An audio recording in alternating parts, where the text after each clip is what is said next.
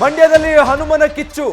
BJP ಜೆಡಿಎಸ್ಗೆ ಅಸ್ತ್ರ, ದೋಸ್ತಿಗಳಿಗೆ counter ಕೊಡೋದಕ್ಕೆ ಕಾಂಗ್ರೆಸ್ನ ಪ್ರತಿತಂತ್ರ. ಮಂಡ್ಯದಲ್ಲಿ ಶಕ್ತಿ ಪ್ರದರ್ಶನದ ಮೂಲಕ ಕೌಂಟರ್ಗೆ ಪ್ಲಾನ್ ಮಾಡ್ತಾ ಇದೆ ಕಾಂಗ್ರೆಸ್. ನಾಳೆ ನಾಡಿದ್ದು ಮಂಡ್ಯದಲ್ಲಿ ರಾಷ್ಟ್ರಧ್ವಜ ಹಿಡಿದು ರ್ಯಾಲಿ ಮಾಡೋದಕ್ಕೆ ಮುಂದಾಗ್ತಾ ಇದ್ದಾರೆ. ರಾಷ್ಟ್ರಧ್ವಜವನ್ನ ಹಿಡಿದು ರ್ಯಾಲಿಗೆ ಕಾಂಗ್ರೆಸ್ನಿಂದ ಈಗಾಗಲೇ ತಂತ್ರಗಾರಿಕೆ ನಡೀತಾ ಇದೆ. ಮಂಡ್ಯದಲ್ಲಿ ಹನುಮ ಧ್ವಜ ವರ್ಸಸ್ ರಾಷ್ಟ್ರಧ್ವಜದ ಕದನ ಶುರುವಾಗುವ ಕಾಣ್ತಾ ಇದೆ. ಗೃಹ ಸಚಿವರು ಕೂಡ ಅದನ್ನೇ ಹೇಳ್ತಾ ಇದ್ರು.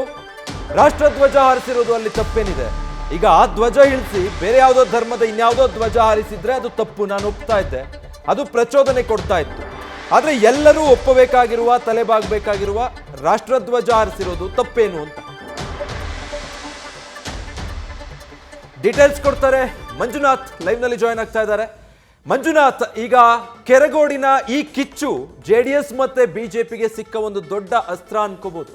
ಈಗ ಕಾಂಗ್ರೆಸ್ ಮಂಡ್ಯದಲ್ಲಿ ಭದ್ರವಾಗಿರಬೇಕು ಅಂದ್ರೆ ಇದನ್ನ ಕೌಂಟರ್ ಮಾಡಲೇಬೇಕು. ಸೊ ಅದಕ್ಕಾಗಿ ರಾಷ್ಟ್ರಧ್ವಜ ಹಿಡಿದು ರ್ಯಾಲಿಗೆ ಪ್ಲಾನ್ ಮಾಡ್ತಾ ಇದೆಯಾ ಕಾಂಗ್ರೆಸ್? ಏನು ಕಾಂಗ್ರೆಸ್ನ ತಂತ್ರಗಾರಿಕೆ?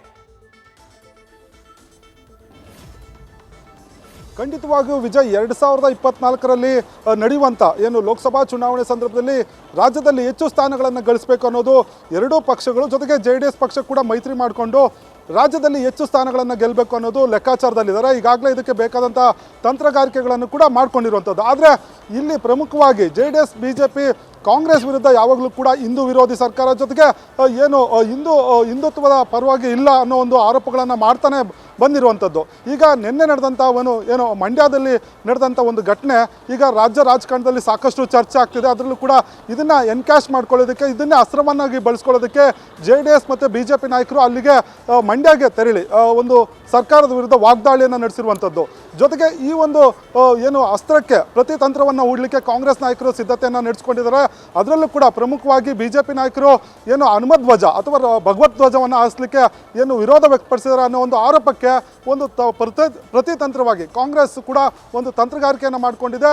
ನಾಳೆ ಅಥವಾ ನಾಡಿದ್ದು ಇಡೀ ಮಂಡ್ಯ ಜಿಲ್ಲೆಯಲ್ಲಿ ಸುಮಾರು 5,000ಕ್ಕೂ ಹೆಚ್ಚು ಕಾರ್ಯಕರ್ತರನ್ನು ಸೇರಿಸಿ ಒಂದು ರಾಷ್ಟ್ರಧ್ವಜವನ್ನು ಒಂದು ಪ್ರದರ್ಶನ ಮಾಡಲಿಕ್ಕೆ ಅಥವಾ ಆ ಮೂಲಕ ಒಂದು ರ್ಯಾಲಿ ಮಾಡುವ ಮೂಲಕ ಭರ್ಜರಿಯಾಗಿ ಕೌಂಟರ್ ಕೊಡಲಿಕ್ಕೆ ತೀರ್ಮಾನವನ್ನು ತೆಗೆದುಕೊಂಡಿದ್ದಾರೆ.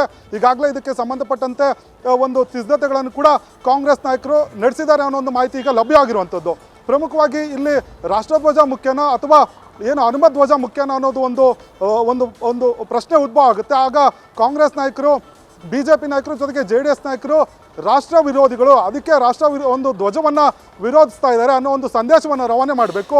ಆ ನಿಟ್ಟಿನಲ್ಲಿ ಕಾಂಗ್ರೆಸ್ ನಾಯಕರು ಕೂಡ ಪ್ಲ್ಯಾನ್ ಮಾಡಿಕೊಂಡು ಈಗ ನಾಳೆಗೆ ಎಲ್ಲ ಅಥವಾ ನಾಡಿದ್ದಕ್ಕೆ ಒಂದು ಸಿದ್ಧತೆಯನ್ನು ನಡೆಸಿ ಅನ್ನೋ ಒಂದು ಸೂಚನೆಯನ್ನು ಕಾರ್ಯಕರ್ತರಿಗೆ, ಪಕ್ಷದ ಮುಖಂಡರಿಗೆ ರವಾನೆ ಮಾಡಿರುವಂಥದ್ದು. ಇನ್ನೊಂದು ಕಡೆ 2024ರ ಲೋಕಸಭಾ ಚುನಾವಣೆಯಲ್ಲಿ ಮಂಡ್ಯ ಕ್ಷೇತ್ರ ಸಾಕಷ್ಟು ಪ್ರಮುಖವಾದದ್ದು. ಇಲ್ಲಿ ಮೈತ್ರಿ ಅಭ್ಯರ್ಥಿಯಾಗಿ ಕುಮಾರಸ್ವಾಮಿ ಅಥವಾ ಏನು CS ಪುಟ್ಟರಾಜು ಸ್ಪರ್ಧೆ ಮಾಡ್ಬೋದು.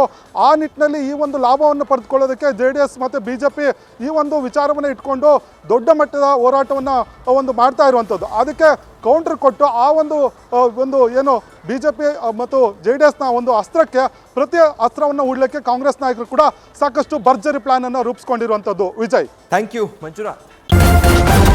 ನ್ಯೂಸ್ ಫಸ್ಟ್, ನಿರ್ಭೀತಿಯಿಂದ ನಿಮ್ಮ ಪರವಾಗಿ.